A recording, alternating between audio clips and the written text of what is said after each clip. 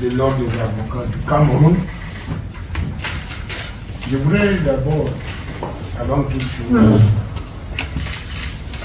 vous saluer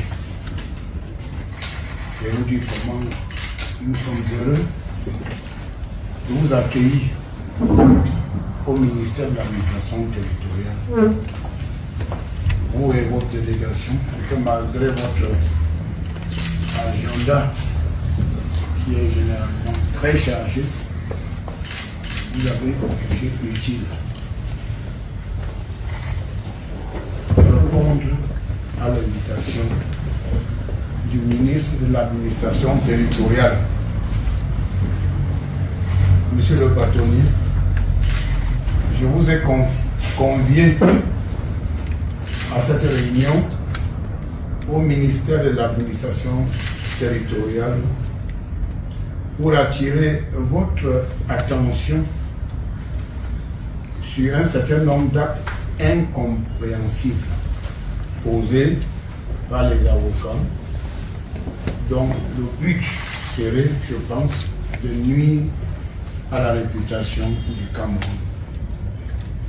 Comme nous le savons tous, l'élection présidentielle du 12 octobre dernier s'est déroulée globalement dans le calme, la sérénité et surtout dans un environnement sécurisé. Malheureusement, dès la fermeture des bureaux de vote, 2 Camerounais qui se réclament de l'Union pour le changement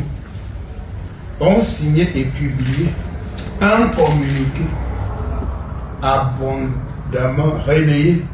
dans les réseaux sociaux annonçant la prétendue victoire d'un candidat. Aujourd'hui, l'un des signataires de ce message illégal est décédé et le co-auteur est en détention préventive. Par la suite, ce candidat lui-même se autoproclamé vainqueur du scrutin présidentiel en violation de tous les textes qui encadrent le processus électoral. Plus grave, ce candidat irresponsable, mauvais perdant, a invité ses partisans à perpétrer des actes de vandalisme et de pillage dans certaines localités du pays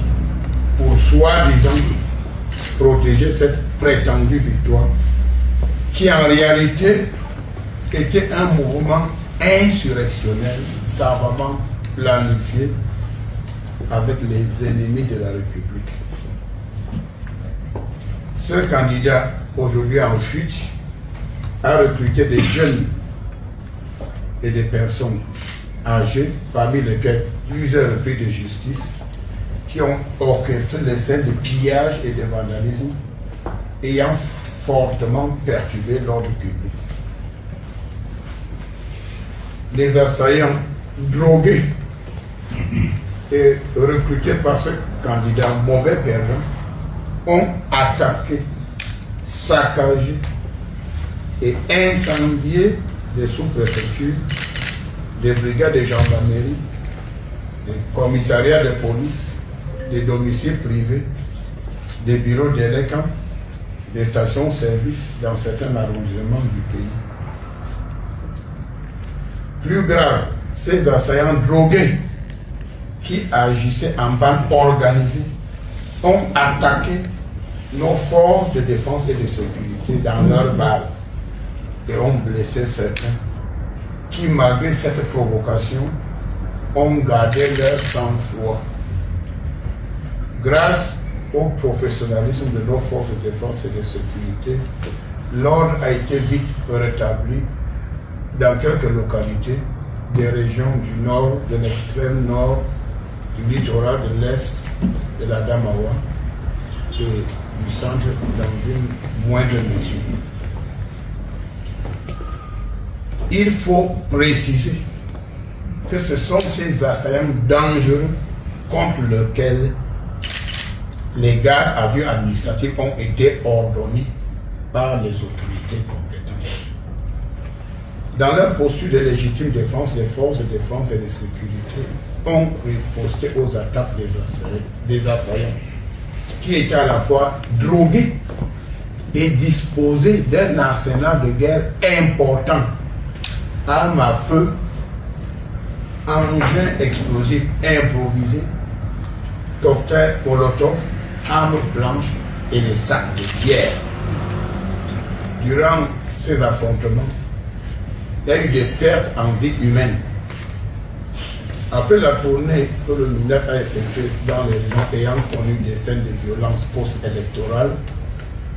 le MINAC a communiqué au public les chiffres exacts des personnes décédées par région, la liste des personnes interpellées, la liste des mineurs de lourds